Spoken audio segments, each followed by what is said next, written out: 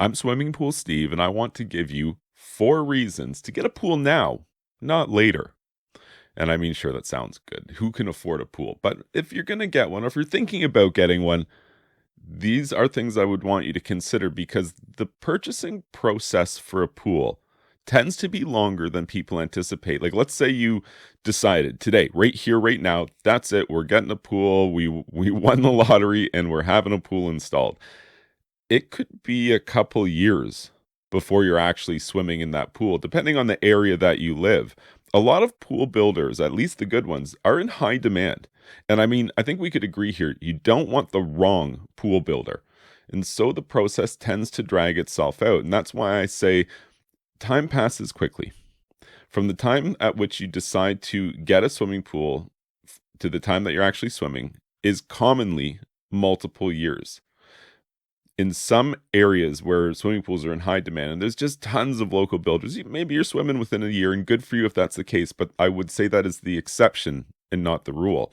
So that was the first thing that I want you to know is that time passes quickly. And here's something else I would want you to know if you're thinking about getting a pool, and maybe now, maybe we'll get it next year. Pool prices go up. And this is something that, I mean, is kind of universally true, but in the past 5 years, it's been crazy. Absolutely crazy. And prices are going up. Normally, you might see 3% on a product line in a year. You'll get a notice from the manufacturer as a distributor of the products that, hey, we're going to be increasing our prices across the board 3%. So start accounting for that as of such date. And that would be like, oh man, another 3%.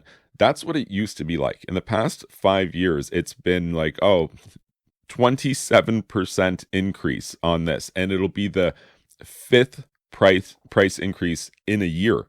That was unheard of before. You would never have more than one a year was enough to make you question brand loyalty back in the day.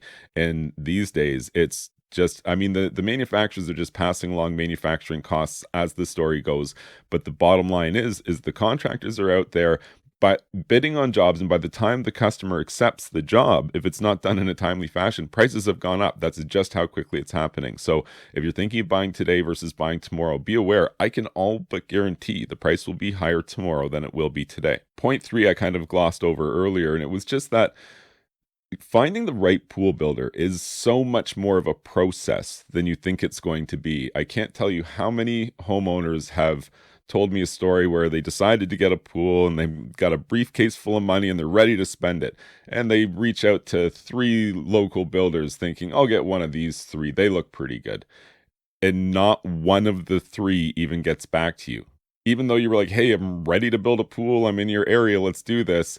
They're so busy. They just didn't care. Maybe the kind of pool you wanted wasn't fancy enough or your budget was too small. Or maybe you asked too many questions on the phone or something like that. But it's not uncommon at all to have to actually chase swimming pool companies down, at least the good ones, to come out and give you a quote. Well, I guess the really good ones you wouldn't chase at all, but when a builder is really busy building swimming pools, one of the first things that they stop doing is taking on new clients, answering phones, stuff like that. They just, service their existing clientele exclusively.